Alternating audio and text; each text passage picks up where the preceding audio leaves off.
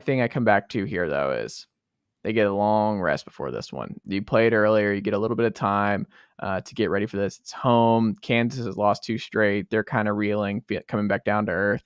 I think the Baylor Bears win and cover here. I think they get back on the right side. All right, put it on the board. And then this one, a little disappointed when I saw the line for this game. Ole Miss going on the road to the other Death Valley. Not to insult LSU fans out there. Only bulletin board material I can ever remember Mark Richt giving in his career at Georgia. 2003, they opened the season at Clemson, beat them, I want to say 30-0. And then like week 4 or something, played at LSU, and he was like, I'm pretty sure we played at like the real Death Valley like a couple weeks ago, and LSU fans ran with that. But anywho, Ole Miss at LSU. I was kind of alluded to this last week with Ole Miss, the way they looked against Auburn, giving up a lot of points. I felt like they were a team that might be on upset alert going in Death Valley, and this one is a pick'em. So I was a little disappointed because I thought LSU would be my home dog this week. Oh, and I think this one started with the first time I saw it, Ole Miss was a 1-point favorite, and now, I mean, on ESPN, just you look at the scores, it's saying LSU is a 2-point favorite now. So I think a lot of people are feeling the same way about Ole Miss. They just don't feel like super solid at 6-0. Like I feel like I still need more from Ole Miss. Like the Kentucky win, like that's good, but that was the game. Was that the game Levis was out? Yes. No, Levis played that one. Levis missed the South Carolina game. That's right. So that's the best win we've seen so far from Ole Miss. But I just look at I'm a little worried about the Auburn performance last week. So they're another one. Like they've played 2 road games this year at Georgia Tech and at Vanderbilt.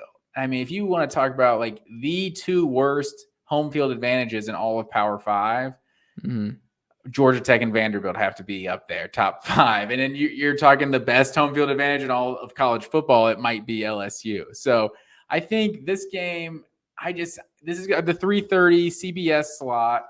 I feel like it's going to be a primetime atmosphere. I think LSU is going to come ready to play. So I think I'm going to call – I feel like it's still an upset, even though it's even. But I'm going to take LSU to win this one, knock off the number 7 undefeated Ole Miss Rebels.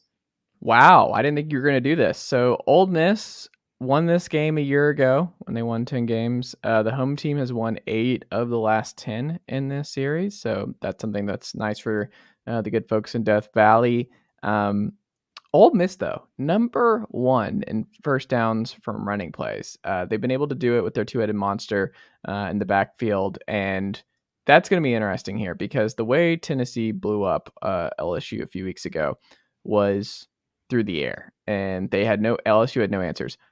LSU just beat Florida, keeping the ball, playing keep away, and just drove right down the field over and over and over again, playing their style. In Florida, because they just have no playmakers out wide, we're not able to take advantage of where LSU is limited. I think this is a bad matchup for Ole Miss. I don't like this for them. LSU is built to beat teams like Ole Miss. That's why they beat Florida. That's why they got crushed by Tennessee. I haven't seen enough out wide from Ole Miss. Jackson Dart has not had to win Ole Miss a game through the air yet. And I think this is his first challenge in terms of like, hey, we need you to win this through the air. You need to be the playmaker that we acquired in the portal and what you showed flashes of when you were at USC. And I don't know if he's going to do that. LSU wants Ole Miss to run the football at them. They want them to keep this on the ground. You can run, and we'll see.